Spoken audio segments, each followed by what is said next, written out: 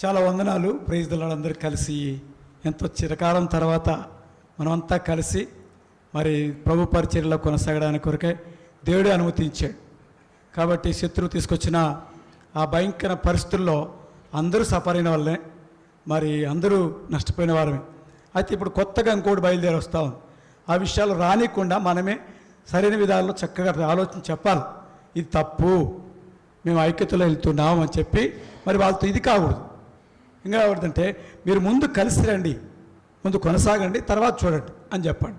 కాబట్టి నేను ఎక్కువ చెప్పదలుచుకోలేదు. అన్న ఒక మాట చెప్పాడు, రావాల్సింది ఈరోజు ఆయన రాలేకపోయాడు పీఠాచార్య బ్రదరు, ఎందుకంటే కొన్ని విషయాలు అక్కడ ఉన్నాడు. కాబట్టి రేపు నెల, అంటే ఈ నెలలోనే, క్షమించండి, ఈ నెలలోనే రాయలసీమ సేవకుల మీటింగ్ 11వ తారీఖున ఆదోన్లో జరుగుతుంది. రాయలసీమ దైవ సేవకుల ప్రార్థన కూడిక ట్రస్టీ సొసైటీ కలిసి, మరి ఇంకోటి అనుకోకండి, మళ్ళీ భేదాలు ఏమి లేవు.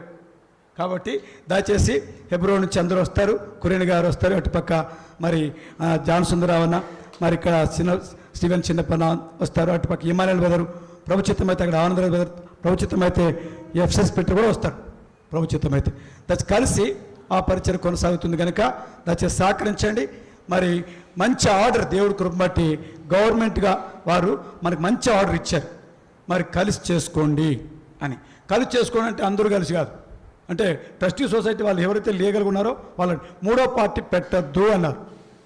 మళ్ళీ మూడో పార్టీని కొత్తది తీసుకొచ్చి కలవరం సృష్టిస్తూ ఉన్నారు.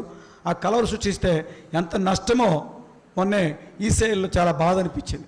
కాబట్టి రానికుండా కాపాడుకుందాం. సంఘాల్లో సేవకులుగా పెద్దలుగా మీరంతా ఐకమత్యంతో ఉండి బక్సింగ్ గారి పని కొరకై మనమంతా కలిసి ప్రయాసపడదాం, ప్రభు పని పూర్ణం చేద్దాం. Praise the lord.